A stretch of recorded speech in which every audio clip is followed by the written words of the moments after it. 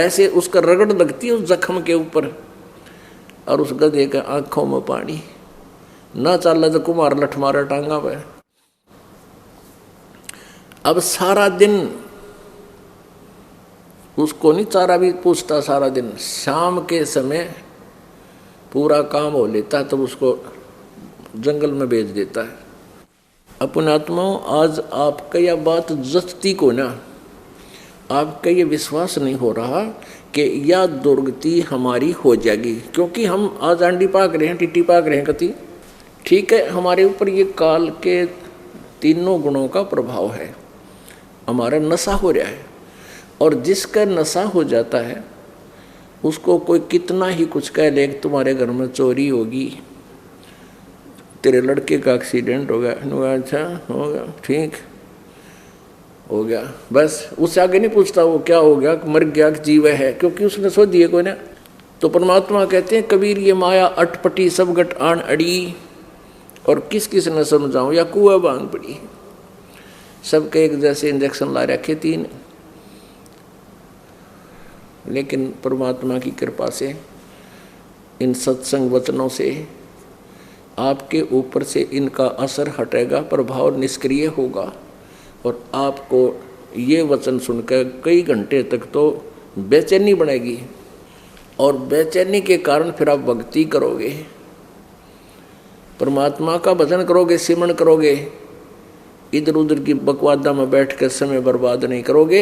और जो फिर भी असर नहीं हो रहा उसका, तो उसका पानी अभी कम है, उसके अंदर भक्ति संस्कार पूरे बने नहीं हैं, उसमें तो फिर वो हिलाने से और घना घुल जाती है, वो काई सारा खराब हो जाता है। लेकिन उसने भी निराश नहीं होना चाहिए,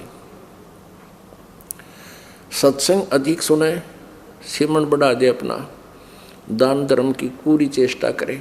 कुछ दिनों के बाद देखना कैसे प्रभाव बनेगा, कैसा असर होगा आपके ऊपर। अपने आत्माओं, परमात्मा कहते हैं, कबीर जिह्वा तो वाहे भली, जो रटे हरि नाम, नहीं तो काट फेंक दियो ये मुख में भलो ना चामे। परमात्मा ने ये आपको कितना सुंदर शरीर दिया, और फिर इसमें जीभ दी है जो कितना अच्छी भाषा बोल सकती है। इस जीवा का यदि सदुपयोग है तो परमात्मा की चर्चा करना, उसके गुणगान करना, उसकी महिमा की वाणी पढ़ना, बोलना और सिमरन करना, इसका यही यूज है। अगर ये नहीं हमने किया तो फिर कहते हैं आगे परमात्मा जीभ तो देगा आपको, लेकिन आवाज़ नहीं देगा, आप मुख से बोल कर नहीं बता सकोगे। जैसे आज जरा सी कोई चोट लग जाती है, डॉक्टर के पास जाते हैं, परिवारजनों को बताते हैं मुझे पीड़ा हो रही है, तुरंत उठा कर ले जाते हैं और राहत मिल जाती है। फिर हम पशु बन जाएंगे और फिर हम बता भी नहीं सकेंगे हमें पीड़ा कहाँ हो रही है। एक बार हमारे एक बैल था, और जो अच्छे हाली होते थे किसान, जो वो वक़्त से उठ कर ले जाते थे बैलों को खेतों में, जाकर उनको सूर्य उदय होता था, अपने ठीक ठिकाने पहुंच गए। ऐसे ही सुबह हाली बैल लेकर गया, उसके रास्ते में कितने कोई एक कील चल गई पैर में, पिछले खुरा में, और वो अंधेरे में दिखी को ना, उसका कैप थी को नहीं, वह कील इतनी लंबी कील होती है, इतना चौबा सा, उसके ऊपर की टोपी सी वह कटी हुई थी, और किसी नालायक ने वह रिजेक्ट होने के कारण गली में फेंक दी, और वो बैल के पैर में पूरी घुस गई।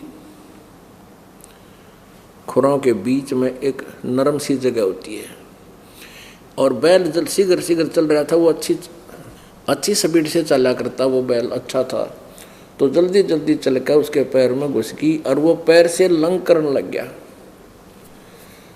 अब पहले गांव में देसी वैद्य होया करते, वो ये कहते थे कि भाई बैल के पैर की नस पे नस चढ़ जाती है, जिस कारण से वो लंग करता है, लंगड़ाता है। तो उसका एक यही ट्रीटमेंट था कि उसने खड़ा नहीं रहने दे, उसको खेतों में चलते रहने से उसके अपने आप नस ठीक हो जाती है। और ऐसा हो जाता था। इसी दृष्टिकोण से हाली ने उस बैल को सारा दिन काम लिया, रोका नहीं, छोड़ा नहीं कि शाम तक इसकी नस पर नस चढ़ी हुई ठीक हो जाएगी। ऐसा नहीं हुआ। शाम के समय वो घर आया तो 3 पैरों से चल रहा था। सुबह उठा नहीं, उठाने लगे तो मुंह बालिया से मुंह खोल कर लेट गया, आंखों से पानी गिर रहा है और पैर सूज गया, सोजस आ गई ऊपर घुटने तक। इसे देसी वैद्य होया करते, उसने आकर देखा, वो कहने लगा इसके गोड्डे में बा आ गया। अब वो सारा दिन चलने से, डलों के लगने से वो कील तक घुस गई अंदर, उसके ऊपर के तो रेत लग गया और सोजस आ गई सवेरे तक सारे घुट पैर में। तो कील तक लग रही खुर में और ट्रीटमेंट घुटने पे। अब उसका पट्टी बंद है गोड्डे पे और पैर चोट लग रही, उस कील लग रही, दर्द हो रहा खुरों में। अब वो बोल के भी नहीं बता सकता, वो नालायक प्राणी जो कभी मनुष्य जीवन में था, बकवाद करे था, इन्हें सोची भी ना होगी कि या दुर्गति हो जाएगी मेरी। तो पुण्यात्माओं, पहले तो हम भी ऐसे ही थे, ये घटना भी होती थी पर असर नहीं होता था। परमात्मा की कृपा से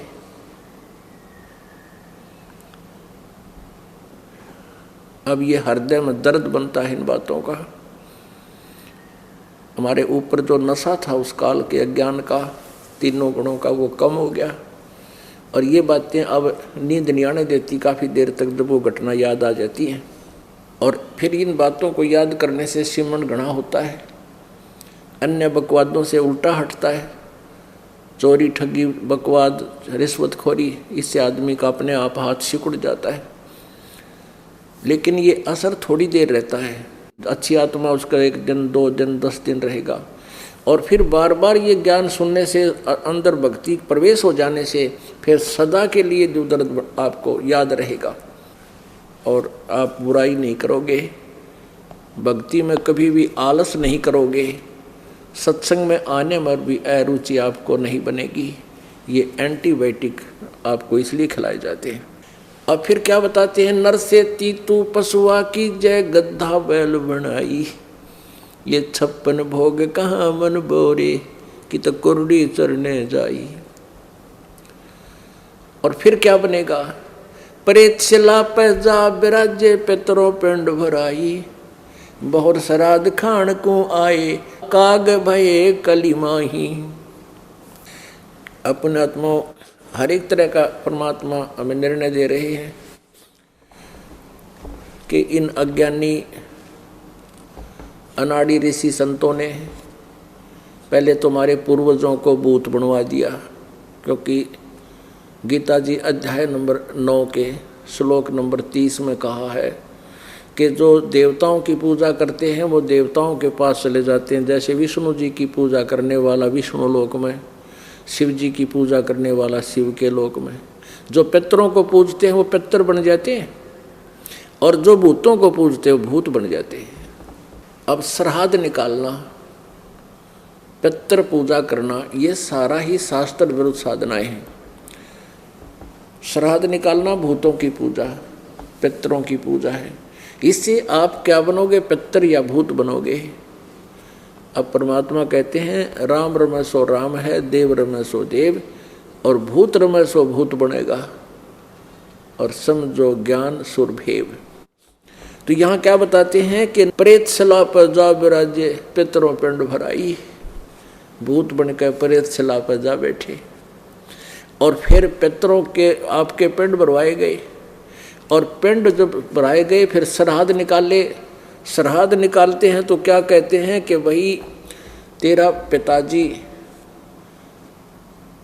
यहीं आपके मकान पर विद्यमान है, आप अपने पिताजी के भोग के लिए ऊपर कुछ आहार रख दो।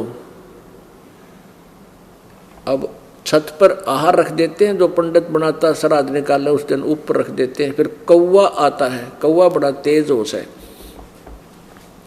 सब पक्षियों से पहले भाग कर आता है। आते ही वो कौवा फिर उस श्राद्ध के अन्न को खाता है और वो गुरुदेव कहता है देखो तेरे पिताजी को भोग लग गया। हो सकता है वो कौवा बन गया हो। अपुण्यात्मा जिस समय मृत्यु हो जाती है पिताजी की, फिर वो क्या करता है कि 13वीं करो। कौन? गुरु जी कहते हैं 13वीं करो। 13वीं कर दी। फिर न्यू कहेगा इसका पहले तो बहुत मुंडा पंगा था, आए महीने प्रत्येक महीने जो है ना इसका महीना बनाओ। पंडित जी आवे अपना दड़ी पक्का खावे, आप बनावे बढ़िया गेच मालक हैं, और कह दिया तेरे महीना हो गया पूरा। फिर 1 वर्षी बनाओ, 1 वर्ष तक तैनो, फिर वर्ष वाले दिन वर्षी बनाओ, और वर्षी के बाद फिर नो कहे इसके श्राद्ध शुरू कर दो। साल में 1 बार जिस तिथि को वो मरा, तो आसौज के महीने में 16 दिन सेलेक्ट कर लेते हैं। उन 16 दिन में जिस तिथि को मरा हो उस दिन फिर वो क्रिया करो। अपुण्यात्मा फिर ये कहा कि पिंड भरवा का तेरे पिता की गति हो जाएगी।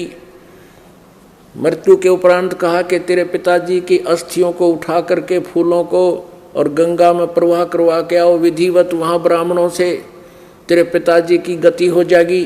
पहले तो फूल उठाए हुआ गति करवाई गंगा पर जाके, फिर पितरों के पिंड भरवा दे, गति होगी। और ईवनों के श्राद्ध निकालो, ऊपर छत पर तेरे पिताजी का भोग रख दो। और कौवा खा गया, देख तेरा पिताजी कौवा बन गया और लग गया ना भोग इसको, अरे तेरा गजब हो। कहाँ से गति कराने लगे थे, वह दुर्गति करा के छोड़ दी, कौवा बाप बना दिया। एक बार आदरणीय गरीबदास साहिब जी, एक किसान परिवार में इनका जन्म था, और वहाँ के भोले भाले व्यक्ति वैसे कम ही विश्वास करते थे उस समय उस मालिक की वाणी पर, क्योंकि सभी ये आन उपासना थी और अशिक्षित थे। तो एक 10-20 जो भी उनके से संपर्क में आए, उनसे एक भगत से कहा कि भाई तू कल क्यों नहीं आया, क्योंकि वो डेली जाता था दर्शन करने के लिए, गांव का ही था। वो कहने लगा गुरुदेव कल मेरी माँ का श्राद्ध था। अच्छा भाई, क्या किया कि पंडित जी आया था, उसने भोजन बनाया और फिर मेरी माँ को भोग लगा, कौवा बन गई, ऊपर कौवे को खिला। और कल भी नहीं आऊँगा गुरुदेव, मैं कल मेरे पिता का श्राद्ध है। गरीबदास जी रोज बताया करते भाई इनमें कुछ ना रखे, श्राद्ध शुद्ध मत निकालियो। लेकिन समाज का प्रभाव दबाव इतना, गुरु के वचन पर कम विश्वास बनता है। तो अगले दिन उसके पिता का श्राद्ध था कि अच्छा भाई ठीक है। गरीबदास जी कहने लगे भी एक काम करना, कल जब तेरे पिताजी को भोग लगा दे वो पंडित, श्राद्ध निकाल ले, फिर ऐसा करना कि 2 व्यक्तियों का खाना तू ले आना फिर। अच्छा जी। अब उन्होंने सोचा गुरुजी भी खाते होंगे और बांट देंगे प्रसाद को। अब उन माता जी का तो पहले दिन हो लिया, पिताजी का अगले दिन करना था। उसने जो पंडित जी ने सारी क्रिया कर ली और छत पर कौवे को भोग लगा दिया पिताजी को, फिर 2 व्यक्तियों का खाना लेकर वो व्यक्ति गुरुदेव के पास आ, गरीबदास जी के पास छुड़ानी, वहीं का था उसी गाँव। कहने लगा लो गुरुदेव आपने 2 व्यक्तियों का भोजन मंगाया था। कहने लगे गरीबदास जी कि मेरे साथ चल। अब वो भोजन लेकर उनके साथ साथ खेतों में चला गए। उन्हीं के खेतों में गरीबदास जी लेकर गए। वहाँ एक छोटा सा तालाब था। खेतों में एक छोटे से तालाब बना दिया करते, जगह जगह पशुओं के पानी पीने के लिए, उसको जोड़ी बोला करते, जोड़ी। और उसके आसपास झुंड हो जाते थे, झाड़ बोझड़े बन जाते थे, और उनमें ये गिद्दड़ वगैरह खरगोश वो छुपे रहते थे, पानी वहाँ पी लेते थे, और उनमें वहीं पर अपना सह परिवार रहा करते थे। उस जोहड़ी से, उस तलैया से 100 फुट दूर बैठ गए गरीबदास जी और उसको कहा कि भाई ये भोजन को खोल ले। वो बांध रखा था कपड़े में, और आवाज़ लगाई उसके माता और पिता का नाम लेकर, जैसे भी उनका नाम था उनसे पुकारा कि आ जाओ। जैसे पिता का नाम झंडू और माँ का नाम बतेरी, के झंडू और बतेरी आ जाओ। तुम्हारा बेटा भोजन लाया,